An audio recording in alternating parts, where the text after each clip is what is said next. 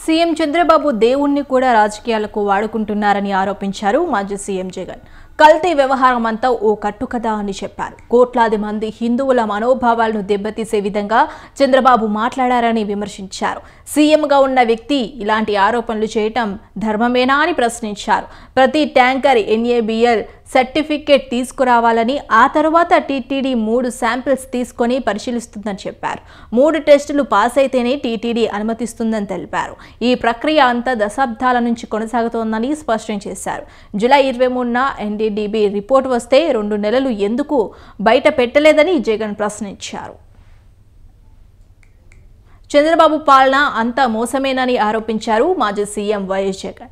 ఎన్నికల ముందు ఇచ్చిన హామీలను అమలు చేయకుండా డైవర్షన్ పాలిటిక్స్ తెరలేపుతున్నారని మండిపడ్డారు. కూటమి ప్రభుత్వం 100 రోజుల పాలనలో సూపర్ 6 పథకాలను ఎందుకు అమలు చేయలేదని ప్రశ్నించారు. కూటమి ప్రభుత్వం అధికారంలోకి వచ్చాక అభివృద్ధి తిరోగమనం పట్టిందని చెప్పారు.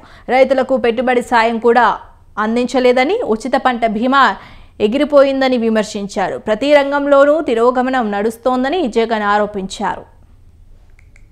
స్వామివారికి వచ్చే ఈ నెయ్యి, ఈ తిరుమలకు వచ్చే ఈ నెయ్యి, చంద్రబాబు నాయుడు గారు అన్న మాటలు, దీనికి సంబంధించి ఈ నెయ్యిలో కల్తీ జరిగింది అంటూ తాను అన్న మాటలు నిజంగా ఎంత దారుణమైన మాటలు అంటే, నాశరికమైన ఇంగ్రీడియంట్స్ వాడారని, తిరుపతి లడ్డులో యానిమల్ ఫ్యాట్ గీక్ బదులు వాడినారని, ఇదే పెద్ద మనిషి చంద్రబాబు నాయుడు ముఖ్యమంత్రి హోదాలో ఉంటూ ఒక ముఖ్యమంత్రిగా తాను మాట్లాడిన మాటలు ఇవి. నిజంగా ఒక ముఖ్యమంత్రిగా ఉన్న వ్యక్తి ఈ మాదిరిగా అబద్ధాలు ఆడడం ధర్మమేనా? కొన్ని కోట్ల మంది వెంకటేశ్వర స్వామి భక్తులు దేశవ్యాప్తంగా కాదు ప్రపంచవ్యాప్తంగా ఉన్నారు. వారందరి మనోభావాలను ఆడుకోవడం ధర్మమేనా?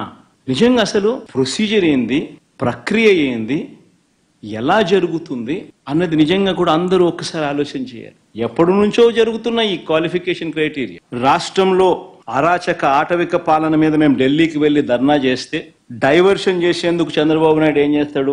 అదే రోజు మదనపల్లెకు చాపర్ పెట్టి మదనపల్లెలో ఫైల్స్ కాలిపోయాయి అంటే అదే పనిగా పంపిస్తాడు. అక్కడ నుంచి టాపిక్ డైవర్ట్ చేసేందుకు. ఈవెన్ గోరుముద్ద కార్యక్రమంలో కూడా ఫుడ్ పాయిజనింగ్ జరిగి పిల్లలందరూ కూడా అన్యాయమైన పరిస్థితుల్లో, ఫుడ్ బాగా లేదు అని చెప్పి కనిపిస్తా ఉన్న పరిస్థితుల్లో డైవర్షన్ పాలిటిక్స్ ఏమంటాడు?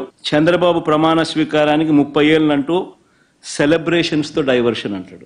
ఆ IASలు, IPSలు అధికారులను వేధిస్తా ఉన్న పరిస్థితులు, దాన్ని డైవర్ట్ చేయడానికి కోసం అని చెప్పి మళ్ళీ ముంబై నుంచి ఒక సైడ్ ఆర్టిస్ట్ సినీ నటిని అడ్డు పెట్టుకుని ఒక స్టోరీ.